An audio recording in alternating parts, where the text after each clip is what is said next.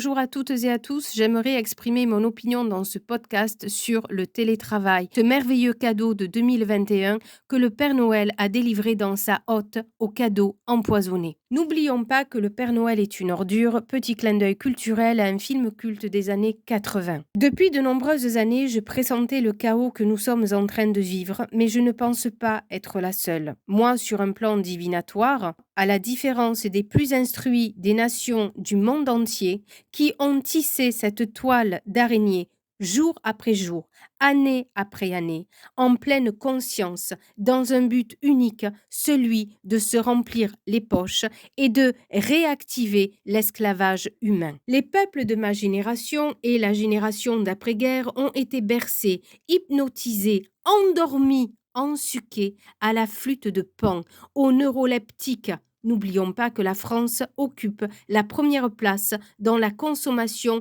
de pilules bleues pour voir la vie en rose. Les plus jeunes se lobotomisent le cerveau à coups de feuilles de bambou et de venin en tout genre. Ce qui fait de nous depuis près de 50 ans des somnambules, des moutons dociles et des automates domestiqués. Les politiciens, ces personnes bienveillantes, gentiment nous collaient des étiquettes, nous parquaient dans des enclos, des ghettos, et tous les septennats ou les quinquennats ont sonné le glas. Ling ling ling. On agitait les poutres pour réveiller nos énergies somnolentes. Pour nous faciliter la chose, on nous proposait des slogans publicitaires et des cases pour ne pas perturber nos logiques, nos cerveaux formatés. Aux extrêmes se trouvaient les grands méchants. Puis de droite et de gauche, nous avions les gueux, les serfs d'un côté, à qui on promettait « à moi le poulet, à toi la carcasse », et à droite, les bien-nés, les nantis, à qui on promettait toujours plus de flouze, toujours plus de travail. 50 ans se sont écoulés, crises financières made in USA ont été ficelées, des guerres de toutes parts ont éclaté, mais nous, gentils Européens, nous nous sentions privilégiés car même faisant partie des gueux, nous devenions des borgnes comparés à certaines nations. Seulement voilà, les gueux se sont étalés, ils se sont propagés de par la planète. Et une maladie que l'on nomme délocalisation, désindustrialisation, Union européenne, est passée par là et elle a créé des chômeurs fantômes. Je parle de fantômes car les politiciens ont créé d'autres enclaves pour cacher les dits chômeurs, qui sont entre autres l'université, pour retarder la venue des jeunes sur le marché du travail, les invalides dont on ne parle jamais, ces handicapés de la vie, ces laissés pour compte. Puis nous avons les RMistes, nous avons les mères au foyer, j'en passe et des meilleurs. Toujours le soir, aux journaux télévisés, on nous rassure en nous présentant des chiffres, des courbes, des statistiques toujours plus trafiquées, éhontément erronées et bien sûr factice. Car depuis 1980, on nous bassine, on nous rassure toujours avec le même taux de chômeurs. La population augmente, la misère augmente, mais les chômeurs, eux, stagnent.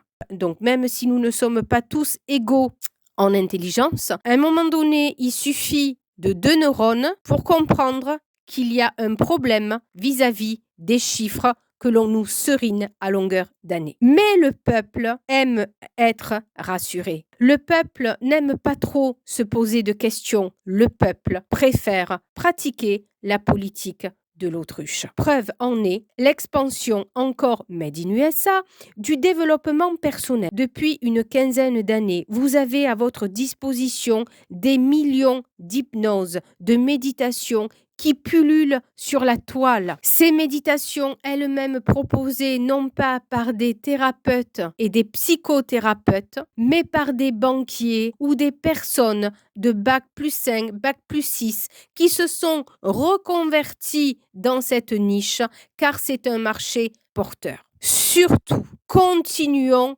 de dormir, continuons de nous avachir. Il ne faudrait surtout pas briser notre destin, qui est de se cracher très prochainement dans un mur de crise économique. D'ailleurs, nos présidents nous ressemblent de plus en plus. Il semblerait que malgré eux, ils aient déteint sur le peuple d'hommes de la nation. Ils ont glissé insidieusement au statut de marchepied. De marchepied, ils sont devenus paillassons. Et aujourd'hui, nous n'avons plus que des serpillères sur lesquelles les autres États s'essuie les pieds avec dégoût.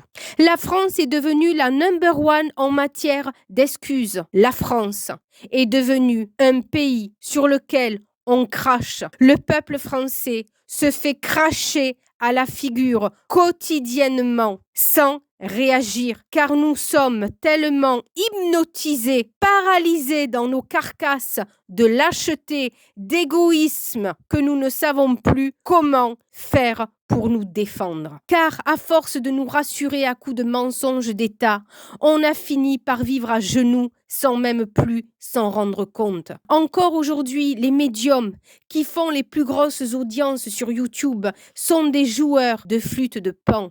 D'une voix doucereuse, il vous berce à coups de niaiverie, de langue de bois. Car à part vous dire de vous recentrer sur vous-même, de vous parler de transformations à venir symboliques, sans vous faire peur, concrètement, nous n'avons rien à nous mettre sous la dent.